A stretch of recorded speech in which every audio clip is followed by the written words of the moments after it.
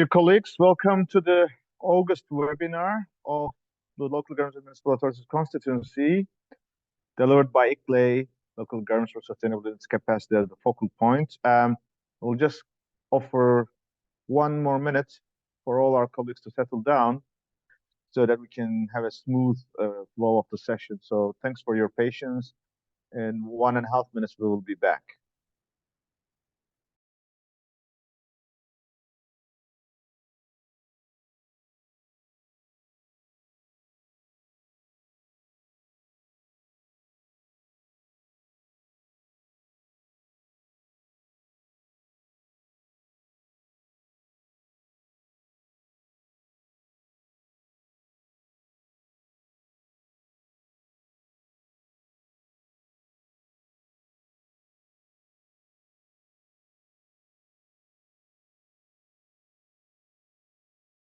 So I assume we are slightly now all ready for a dynamic, hopefully 50+ minutes ahead. My name is Yunus Erikan. I'm the Director of Global Advocacy and also the focal point of LGMA constituency. For those who have joined our webinars, who have not joined our webinars before, these sessions are recorded, and the recording and the presentation are made available in our YouTube channel and website. We usually recommend to take us through to the end of the presentation and then open the floor for questions. But in case you have any burning issues, you can feel free to you can type this in the QA box so that we can try to respond immediately if needed.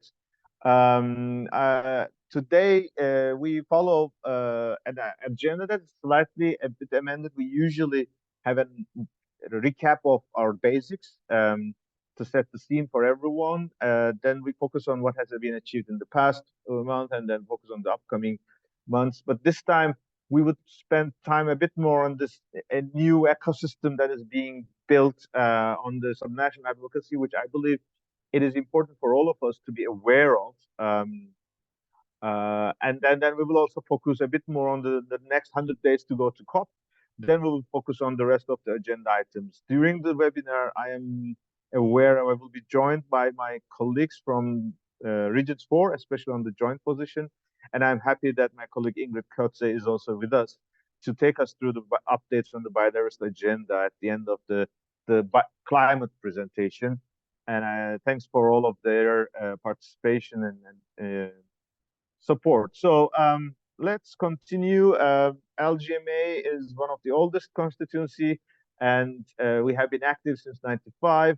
But our advocacy particularly started to be active since 2007, where we are saying that a new climate regime in Copenhagen at that time should engage local and regional governments, recognize, engage, empower. The first result was the Paris Agreement. And since Paris Agreement, we are particularly involved in the delivery of the Paris Agreement. And in that sense, we have reached to this recognition of multi-level action in the Glasgow Climate Pact, which is giving us the confidence that if nations are taking stock of the Paris Agreement first phase with this year's global Stocktake process and opening a new era, we are saying that this new era should be embracing multi-level action. It should be embracing urbanization, so that this will be the new normal if it's to be ambitious and delivering the results. So in that sense, we have, as LGMA, working groups on adaptation, finance, and loss and damage finance. Numerous friends and colleagues are leading these processes. Some of them are already on this call, so we will also give them the floor if needed.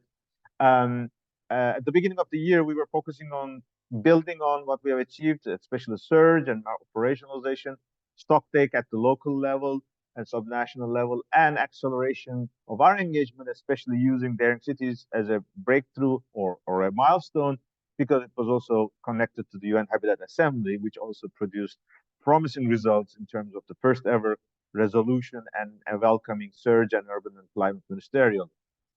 I will not go too much on this chart. This is a who's who in the presidency.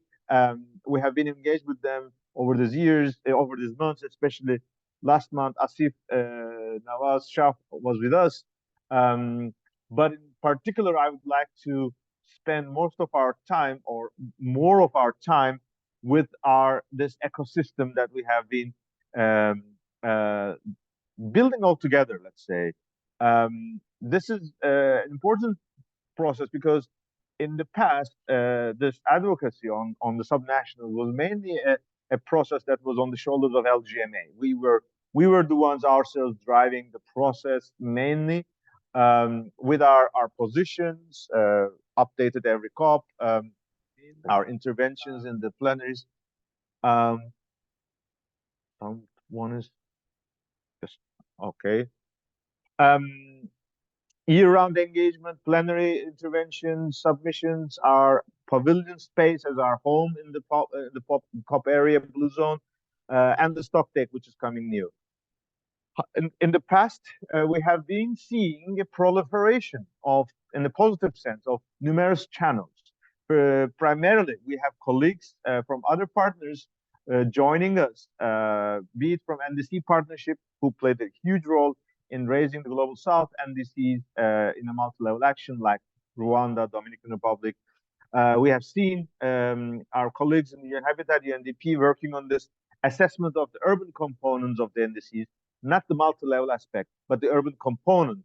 How is urbanization addressed there? And with this is providing us an evidence base. G7, an important process is coming up. They will for the first time ever organize a G7 subnational climate action roundtable with Urban 7. And the more we are engaged in the urban agenda with Habitat Assembly, we have regional and urban forums and national, regional, even global initiatives. This year we have seen BRICS Urbanization Forum.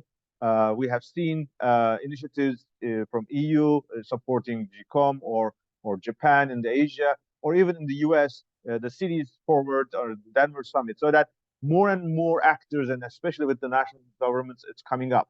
Then there's another perspective, which is the blue, those in the blue, which is the UN.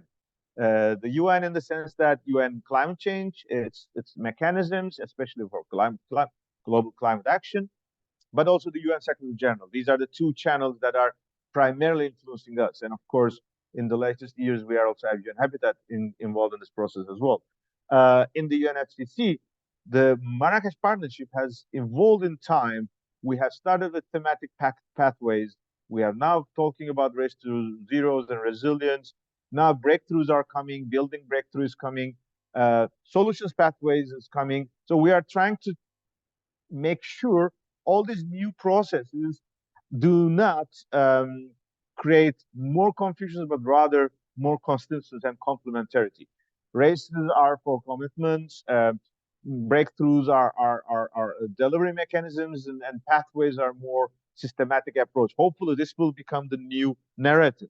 And obviously, throughout the year-round engagement, we're also seeing the role of regional climate weeks becoming more and more important, because this is the moment where we can downscale the discussions to more national and regional actors.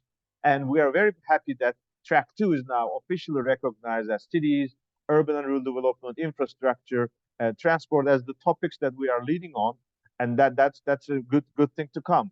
On the UNSG side, you may remember 2007, 2014, 2019. These were the moments where UN Secretary General introduced, or tried to introduce, new momentum to the global climate negotiations, which produced serious results. This year, 2023, it has a different structure. It was always on its own in every climate summit. Every climate summit had its own mechanisms because it is under the prerogative of the UN Secretary General's office.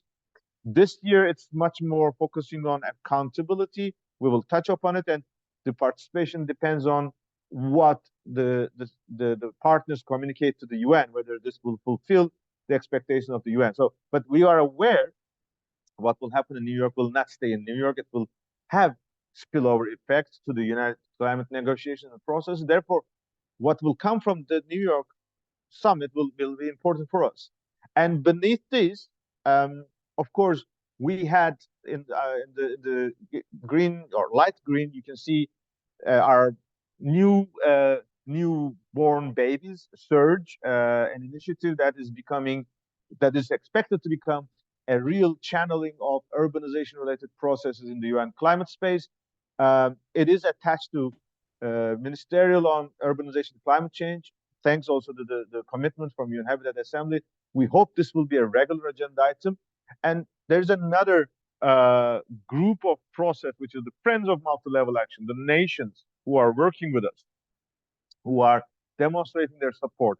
And this is also a dynamic community because nations can change their priorities.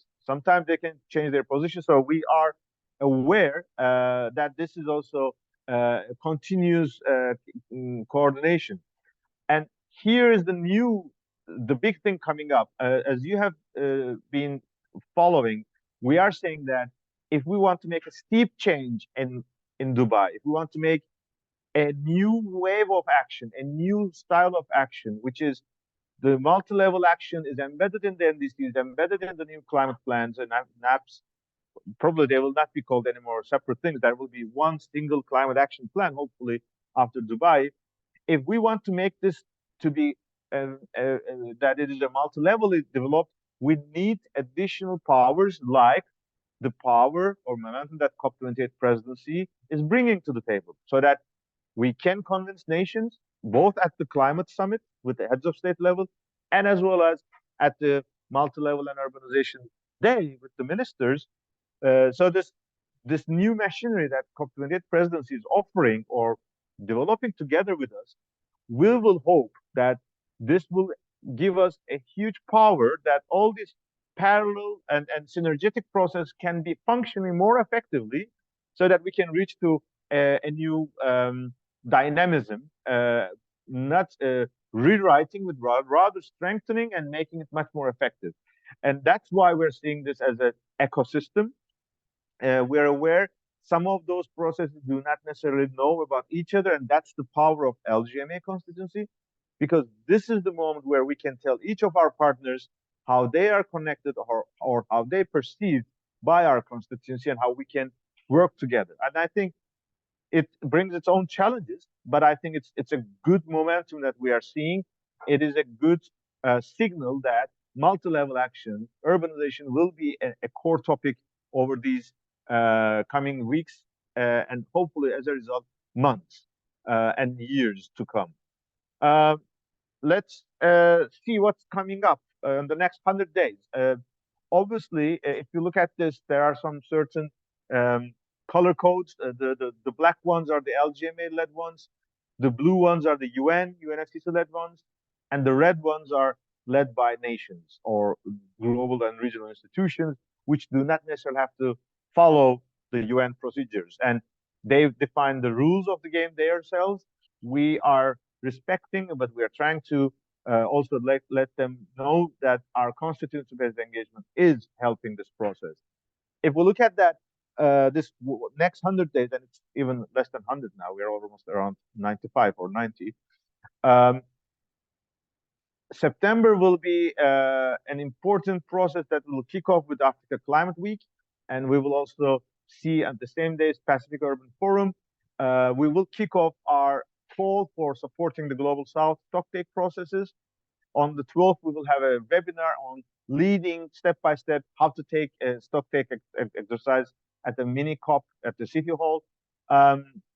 We will have to show our contributions to the submissions on the 15th of September. Obviously, the third week of September's SDG Summit, UN Climate Ambition Summit, will be very important in New York. We will have some discussions in Asia with the Urban Shift Asia Forum, and we will wrap up our annual or monthly engagement through our monthly webinars and bulletins. We will continue in October because October will be a good coincidence that because it's also Urban October. It will kick off with the World Habitat Day, but it will also continue with the Mayors Forum of the UN Economic Commission, G7 Roundtable on Subnational Climate Action with Urban 7 will be convened on the 6th of October. This will be a virtual event. There will be an event of Malaga on urban finance. And then we roll out regional climate weeks in Middle East Asia, Middle East and North Africa, Latin America and Caribbean.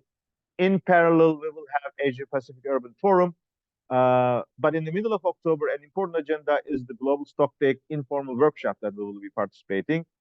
The end of the month, there will be a unique event. Global Stocktake is primarily a UNFCCC process. ICTE, LGMA, all the partners, we managed to open the space to local and international levels, but it's a voluntary process. And the first UNFCCC party who is committed to take or convene a stocktake within their own jurisdictions or for their own constituencies is European Union. In that sense, EU is showing an important leadership. The 28th of October will be the moment where we would like the EU stocktake also here, local stocktakes from the European cities, but also European regions, and also our input to this process will also be exemplary to the rest of the other countries and regions. The good news, it's a nice coincidence, pre-COP28 will conclude on the 31st of October, which is the World Cities Day. Those who remember on the way to Glasgow or at Glasgow in COP26, it was started on the World Cities Day. So we were saying that cities and urbanization and climate agenda is getting together. And then I think it's another coincidence that we will celebrate World Cities Day when the presidency will convening the COP, pre-COP as well. In November, relatively it's calm because everybody will be going back to their capitals and fine-tune their positions and preparations. We will be, of course, continuing to roll out our stock takes and prepare for our pavilions.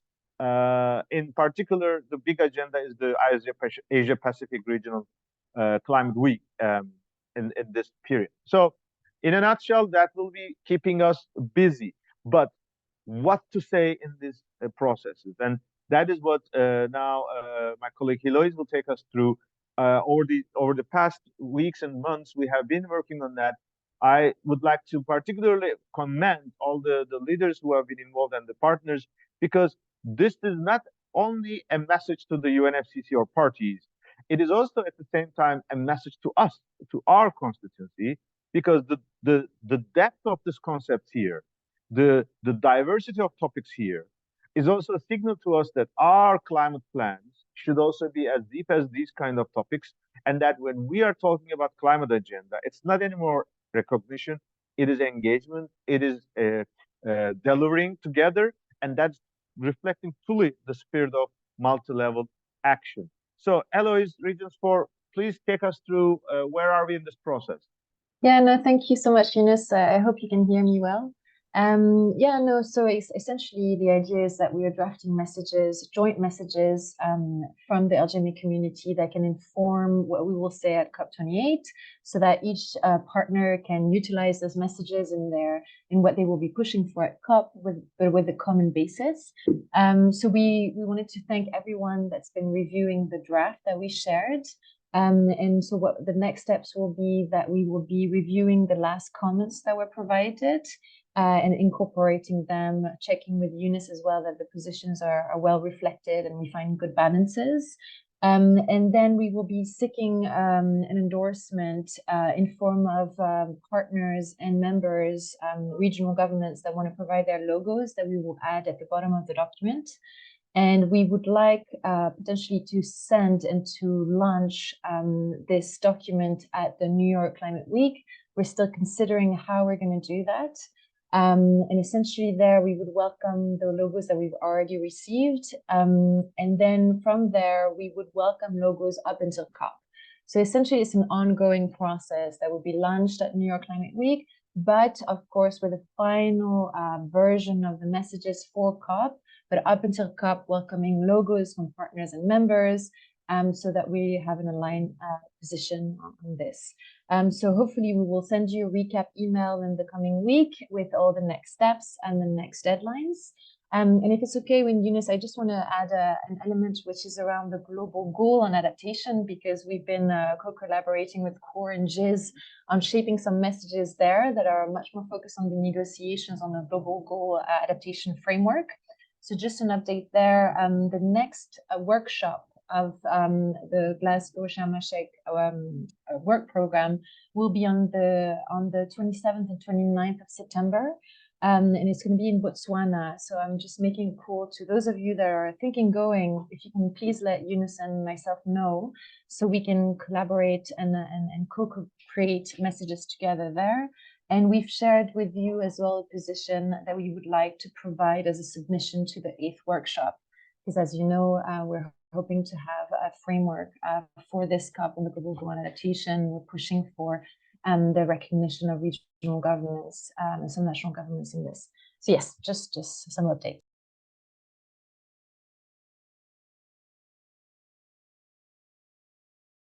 Thank you, Eloise, and congratulations. Just in this slide, you are seeing that the first part of this document is rather our basic approach into these topics, how we see this, how we relate ourselves. And the second part is trying to follow the university negotiation agenda, because and even though there is, of course, how much of these texts we will be able to insert into the position into the negotiations, maybe we will have additional specific text during this hectic days, because maybe some of the words can be incorporated into the process, some of the principles can be reflected, but it gives us, as I said, that we are trying to both set the scene for us and for our partners, but also relate ourselves to the discussions. And as Eloise mentioned, there are numerous agenda items that we will continue to follow as well, so that this is in fact not a static but a living process, and therefore we would be encouraged to have a unity in terms of endorsing and spreading this word collectively. And in fact, as you have heard in my previous points, that kind of a position is also helpful, because COP28 presidency, when they have, for the first time ever, I'm hearing a president having a sustainable city strategy, which includes also subnationals, of course. If they see what we are thinking, they can much easily, and they can be much more confident and aggressive to roll this out to the parties, because this shows how ready we are to work. This shows how ready to scale up our efforts, and then any announcements that will come, or any call for action, especially to invite nations to bring multi-level elements into their next NDCs or next climate plans to be presented in Belém, which is 2 years ahead. If we show the readiness here, this can be then giving us the confidence that we can go further or faster and all together. Therefore, this kind of documents are very valuable and important. Let's continue on some of the key milestones. Next week is kicking off the regional climate weeks. There will be 4 this year, as we discussed about that. We're very happy. Track 2 opening next Wednesday will be through LGMA and in collaboration with Covenant of Mayors Sub-Saharan Africa. This shows how the constituency is respected and recognized by our partners in the UN, and we are delighted to have Dr. Adnan Amin, high-level champion Mohyeddin, also joining us, among others, including UN Habitat Executive Director. And of course, the way regional climate weeks are organized is that there are tracks, which is the official, semi-official, let's say, topics, which are a bit more fed into the outcomes, and then there are side events that are led by each partner. And in that sense, I mentioned this in the morning, I am trying to get a list of regional climate Africa events. It seems that those who are using the UNFCCC app, you can find the list of events with a calendar date, but at the moment it's not very easy to find the list of events online. Let's say this is primarily expected to be an in-person event, but virtual engagements are also, with some exceptions, are possible. For example, I'm delighted that I will be able to send a video message to the opening of our high-level event, so that there is numerous opportunities. But the real essence is that it's an in-person event. I would like to spend some time on the Climate Ambition Summit. We discussed about this last webinar in July. We have shown this, let's say, 3 work streams that will be visible throughout the day during the one day on the 20th of September. Most important thing, as we said, this year's summit is a bit, not everyone should come or everyone can come, but those only who can comply with the expectations laid out by the Secretary General Summit. He's trying to create a momentum where those who are on the front runner are also stepping up and they're demonstrating their transparency and accountability so that the others can follow. Of course, that is an ideal vision for all of us, but of course, who are ready to do this and how the others are not ready or why the others are not ready, although they share the same vision. Are they not able to respond to these expectations of the Secretary General because they don't have a capacity or they don't have the enabling frameworks at home or they do not believe this principle? We are expecting that majority of our constituency, those who are in the races, those who are in the climate neutrality processes, they would be saying to them that, yes, I may not be fulfilling all the information, but I am hoping that through this collaboration, there will be additional enabling frameworks to be developed so that I can come back and continue to engage as well. So there's a checklist. We will look at it in the next slide. But before that, let's remember, this is part of the UN High-Level Climate Week. So access on that day to the UN is depends on specific restrictions. Speaking at the summit is particularly limited to those who communicate this checklist to the UN Secretary General. There will be separate procedures for the SDG summit on the weekend and on the day before. And obviously, Climate Week New York City, it is the public momentum to influence the high-level week is always running in full speed. There will be numerous agendas of the LGMA constituency members. We are aware of some of those. We recommend that we can compile this. Obviously, you can go always to the Climate Week New York City website, but I think there are hundreds of events. So it would be always good to extract which ones are the ones that are led by our members or are pioneeringly involved. We are expecting several ministerials may also invite LGMA members, so we should still stay tuned. And here in this slide, you can see this checklist. As we said, on the way preparations to this webinar, we have approached the UN Secretary General's office, invited them to join us, just like we had the COP28 presidency joining us. We haven't received their feedback yet on that request or invitation.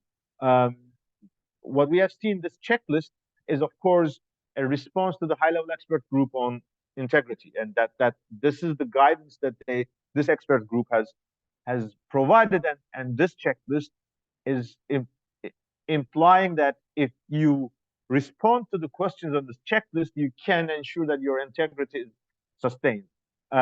However, of course, there are some issues or there are some processes which neither has a globally agreed consensus or specific guidance, or even clarifications are still needed.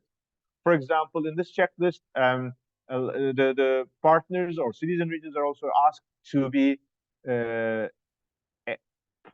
committing their climate neutrality through their Scope 3 emissions, which is not always an agenda that is being widely discussed. We know partners like C40 and some other networks have been working on that, but not every cities or networks have this. There's no IPCC guidance on that.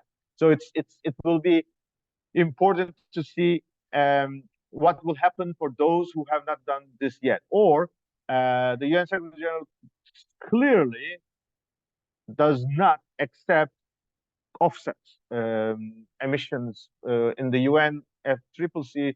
The jargon is flexibility mechanisms, but also offset is also used, and especially over these years in the race to zeros and climate neutral now or other processes, we have seen that these are those that can be incorporated into in being eligible to those UNFCCC-led processes. Now we are seeing the signal that if you are following these processes, you may not be complying with the UN Secretary General. I think these are the type of details that will have to be clarified very carefully so that neither our constituency is faced with unnecessary confusion or let's say,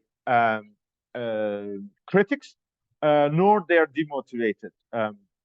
In that sense, we ask, particularly to the Secretary General's office, what is the minimum threshold, so that if there are 20 or 30 entries in this checklist, if they can comply with only several of them, or they cannot comply with some of them, how is their assessment? What is their criteria? And that especially, what is their offer for those who are not able to respond, all of them now, but they still believe? What is the mechanism to help them to do this? And this is exactly the challenge we had with the Race to Zero and Race to Resilience. So that just asking them to be more ambitious, but not offering any resources, is of course starting to be demotivating, because people are saying that, look, I'm always offering my responsibility, but I am not rewarded, I am not received any support. And they are starting to step down or step back from their commitment, which is not what we want, obviously. In parallel to this process, several LGMA partners, those who have been involved in the discussions in the past, they have also kicked off a process in late June or late May, like an expert group of checklist of, or let's say, review of the checklist for cities and regions. We know this process is still work in progress. I don't know whether this will be ready by the summit, or I don't know whether this will be acceptable by the Secretary General's office. So we will see how this process is going on. But these are the points, as far as I know, our contributions or feedbacks to the checklist will be based on this logic about trying to granularize and make an appropriate understanding of what's happening or what is expected. This slide we have shown also in July webinar. We are now ready for the first ever multi-level action, urbanization and built environment / transport day on the 6th of December.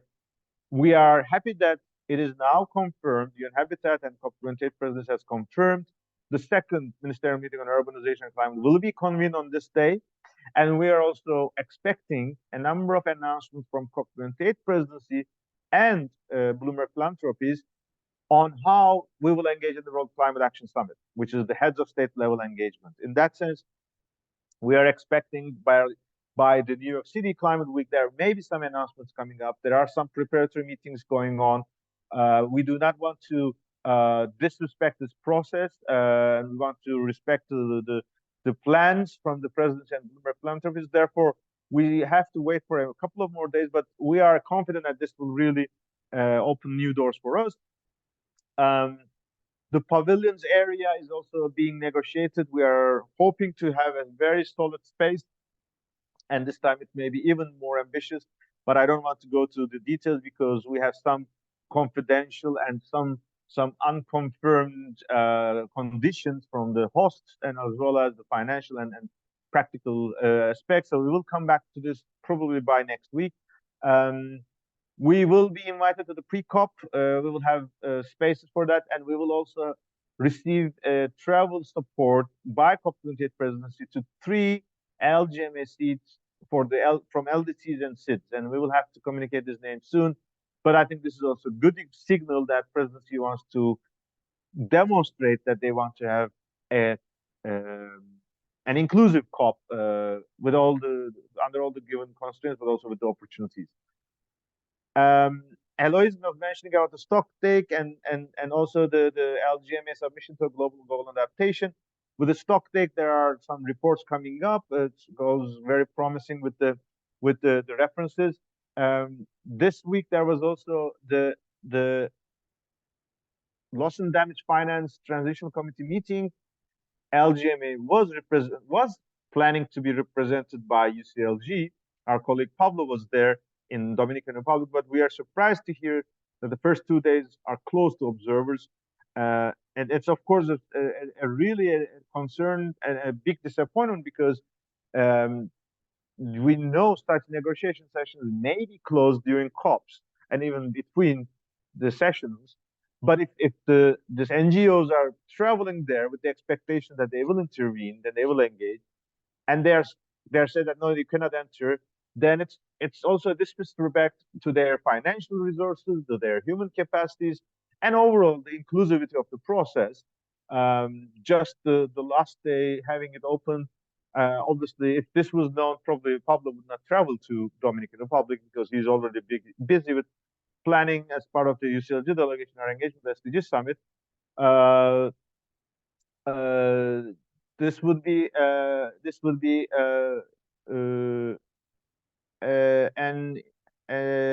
an issue that will come up more in the coming days, and we have to be reacting to that appropriately. Other than that, maybe before closing this round, let's give some updates on the Stocktake process. We are again promoting that Stocktake should be receiving input from local, national, subnational, regional levels.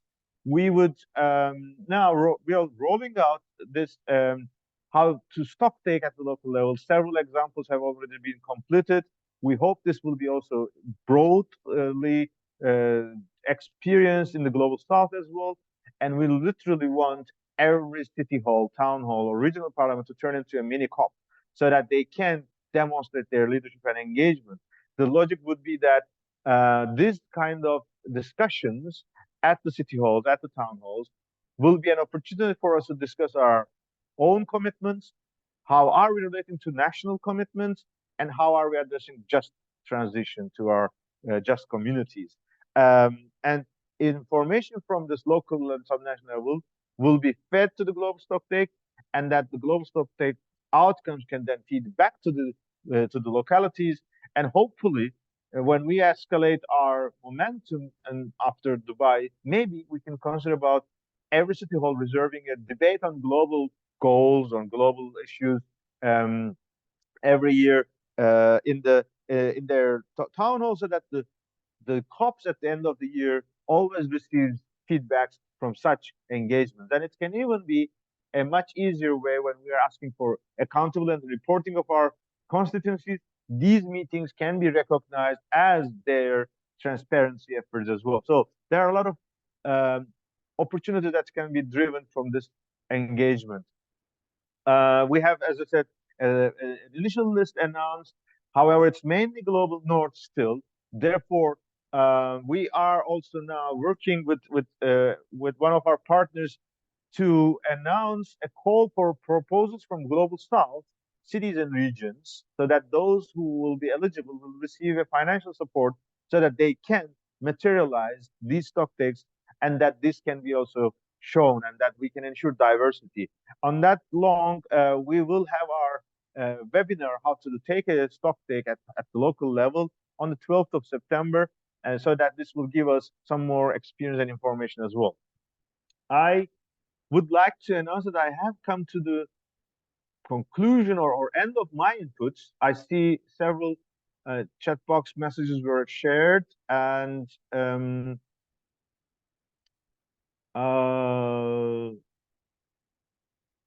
so Heloise, you have asked some questions. Loss and damage working group, of course, you can always join. It is primarily led by colleagues from C40, UCLG, and ICLE, but this is open for participation, I'm sure. You have shared the link on global goal adaptation. And hello, if it is burning, we can get back to you. If not, we will also go to Ingrid now. We can come back after listening to Ingrid if you want. So now I'm stopping sharing my screen. Ingrid from the Cities by the Earth Center is with us. She will share our latest updates on the negotiations or process from the Biodiversity Convention. Thank you so much, Yunus. I just want to get my screen working properly here so that everyone can see the slides. There you are. So I'm going to focus primarily on what happened at the GEF, this Global Environmental Facilities 7th Assembly. But before I do that, just quickly an announcement. Some of you may know already, but the CBD COP16, which was scheduled to take place in Turkey towards the end of next year, there's been a notification to say that Turkey had withdrawn its decision to host and preside over COP16, largely as a result of the situation created by the earthquakes. And although there's no, there has been a request from the CBD Secretariat and the Bureau to countries to make nominations in terms of hosting and presiding over the COP. There's no final news about that yet, and we certainly will keep everybody posted on that. At the moment, all we do know is that the time frame is sort of still from the 21st of October to the 1st of November, or dates as close to that as possible. So what I want to do now is just focus on, if I can get my screen to move, focus on the 7th Assembly of the Global Environmental Facility, which took place in Vancouver last week. And I'm going to focus and really just concentrate on it from a biodiversity perspective, because that was my particular interest in going there. And the big news, of course, was the ratification of a decision that had been taken by the GBF Council a few weeks before to establish the Global Biodiversity Framework Fund, or the GBF as it is known. Now, this relates directly to a decision that came from this CBD COP in Montreal towards the end of last year, to establish a new fund that's focused specifically on the GBF implementation. And it came as a result of calls from many of the global South countries. And so far, unfortunately, the sort of contributions made to the GBF are not quite where they should be yet. There have been 2 donor countries making contributions. These were announced at the GBF Assembly, one being from the Government of Canada, which has made a contribution of 200 million Canadian dollars. And then the UK also pledged an initial contribution of 10 million British pounds. So that does mean that in terms of the COP decision, there is a shortfall of around $40 million. And of course, there has been very strong calls both from GBF as well as from the CBD Secretariat to the developed countries to contribute, make contributions to the new fund. And of course, the idea, and in fact, the time frame set in the COP decision was that one needed to ensure the operationalization of this fund well ahead of COP16, which will then take place towards the end of next year. The other big sort of emphasis that I want to just highlight is that there was a GBF pavilion, which was hosted by the CBD Secretariat. And it focused on, a lot of the focus was on implementation of the new framework, as well as, of course, the sort of funding aspects and the investment into the framework. And they also launched the new visual identity and messaging around the Global Biodiversity Framework. In addition, there were networking sessions. There was one that focused on all of the non-state actors, and it was an open invitation just to share with the Secretariat ambitions or challenges in terms of implementing the GBF, and specifically around targets. And then there was a closed bilateral between the Secretariat of the CBD and LGMA representatives, where we spoke specifically about the road forward from now to COP16, and the sorts of ambitions and interests of the LGMA constituency. And of course, the important thing there will be to ensure and secure a platform to report back on the plan of action, which relates to the decision 1512 adopted at COP for the engagement of subnational governments, cities, and other local authorities to enhance the implementation of the Global Biodiversity Framework. And this is a really important piece of decision. It's the only, within the Rio Convention's family, it's the only mechanism that exists for multi-level governance, and it has a very detailed plan of action which deals with things such as capacity building, knowledge transfer, resource mobilization, nature, as well as national biodiversity strategies and action plans, which are the equivalents of the NDCs. There was also a closed ministerial on nature, which was held on the 23rd of August, where the ministers came together of environment. And this was important because it was the first opportunity that they had to meet again subsequently to the CBD COP in Montreal last year. And one of the things that came out of that ministerial was that they had agreed to form a nature champions network for the GBF. In addition to this program, there was also obviously the plenary discussions that were held and a thematic series of roundtables, which dealt with a range of topics that the GEF covers. Besides the funding issue, also looking at, there was a roundtable on cities, specifically looking at, it was the topic of cities for planet people. And there were a lot of sessions that dealt with net zero, nature positive, a lot of emphasis on the role of, particularly as far as biodiversity is concerned, on the role of Indigenous peoples and local communities, because in many parts of the world, they are the owners and the stewards of vast tracts of intact biodiversity.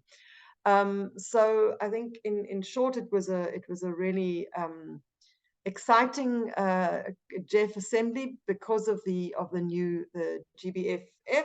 But as I indicated, there are some concerns that the fund is under committed, and of course the emphasis now is going to be on getting further contributions from the developed countries. The last thing I just want to talk about quickly is our webinar series, From Agreement to Action. We are presenting this together with our partners, also the CBD Secretariat, and it's part of our LGMA constituency work around maintaining the momentum from COP15 and mobilizing our constituency towards COP16. And our next webinar is on the 7th of September, and we're talking about the very topical issue of scaling up finance for biodiversity. There is a link at the bottom, and I will share that in the chat as well. And that's it. Thank you so much. And back to you, Eunice. Thank you, Ingrid, and congratulations for all the progress. Especially GEF is, of course, a very important actor. Those who are familiar with the process, it's a mechanism, it's a financing mechanism, especially for the Rio Conventions and other multilateral environmental agreements, and biodiversity is one of them. Over these years, we have also discussed with the GEF leadership and the Assembly to introduce also a type of a new progress, such as integrated programs, and one of the integrated programs was cities, and under GEF 6 and GEF 7, such strategic programs have been implemented by partners of LGMA like ICLEI, C40RI, with the implementing partners at the World Bank and UNEP. And of course, now having a new biodiversity framework, having Target 12, having our plan of action, in fact, is a new momentum for our members and a new opportunity for our members that they can benefit both with these funds, but this biodiversity, integration of urban and climate and nature is an opportunity that now is becoming more and more clearly supported by global processes, and this can make them much more motivated to act on these areas. And obviously, there are big debates about overall financing. So the global, all the funding mechanisms are competing with each other. So I think that's what the suffering from the global biodiversity framework as being a new kids on the block. We are all going to the same donors. They are saying that, okay, you are asking me to raise money, and I have my budget deficits, and there are concerns about private money coming in. So it is a complex change, but of course, I think the good news is that nature is part of this debate. It's not outside; it is part of this debate. I think that is the uniqueness of that this agenda is evolving, and also especially at COP28, we are expecting there will be more emphasis to nature-friendly, nature-positive climate investments. And as you remember, one of the major initiatives that came up over the past weeks in the Amazonas, there is an initiative to protect the Amazon forest, and cities in the Amazons are also doing their best to become part of it. And if we are talking about the Brazilian COP25, where the new climate plans will be developed, hopefully this will be climate neutral, but nature positive and high resilient as well. So if we assure from COP28 this momentum of multi-level action is coming up, all what we achieve in biodiversity and other processes will help us. This is why we should be closely following, and that we're in the negotiations, but on the assemblies, the boards, and then bringing this back to our members' constituencies, and they take these opportunities and revert back. That is our task as usual. I'm not sure whether we have inputs or feedbacks from our partners into this discussion. The points made by Ingrid or Heloise or others. I see Pablo Mariani from UCLG among the list of participants of this call. Pablo was hoping to represent us in Dominican Republic.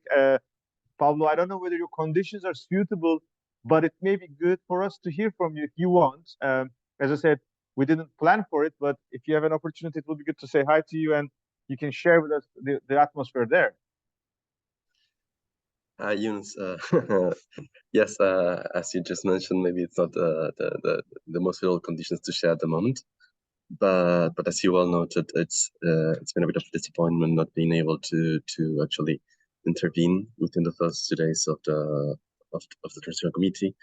Still here trying to carry out the voice and the advocacy points that we've made in the past 2 transitional committees, so we can count on that. But let's see. There was a possibility that we could get a briefing during the day. We're still holding on to that, but if that happens, I will let everyone know. Great. To all our colleagues in the call, LGMA is one of those constituencies who are able, who have the right to nominate representatives, and outside LGMA we have Climate Action Network, business, indigenous people, youth, gender, trade unions, research bodies, and when we are engaged in this kind of meetings, obviously we help each other, because it is not there is a huge delegation of LGMA because you're just 1 or 2 people there, and here Pablo is alone on behalf of LGMA, and I assume he has also shared intelligence with other constituencies. We know, especially Climate Action Network is very, very active in following this process. We will share with you updates. We have this working group, and Pablo, maybe you have heard our colleagues from Regions 4, they also would like to join our discussions on loss and damage. And in that sense, actually, we are in touch with Scottish government, C40. There was a certain engagement in Bangkok, for the last workshop in July. We have to bring this intelligence internally and share so that we can then plan ahead, because loss and damage will be one of the key topics, or one of the most contentious topics at COP28, and we have to be prepared for these challenges. Pablo, good luck with you in Dominican Republic, and have a safe travel back home. Probably you will be joining the delegation in New York. If not, probably at COP28 we'll see each other. And thanks for your patience and perseverance to represent us there. Absolutely, my pleasure. Yes, bye. Thank you. I don't see any hands raised in the chat box. We shared some links, and our colleagues have shared some of the updates on their, let's say, announcements, like links as well. If there is no need for an additional consultation, we can announce to close the session. You will receive the links to this session recording and the presentations We are aiming to share the LGMA bulletin tomorrow or the day after by the latest. And feel free to subscribe it so that you can receive into your email box. And we will be keeping you informed about the upcoming agendas and opportunities through our mailings. And thank you very much for your participation once again.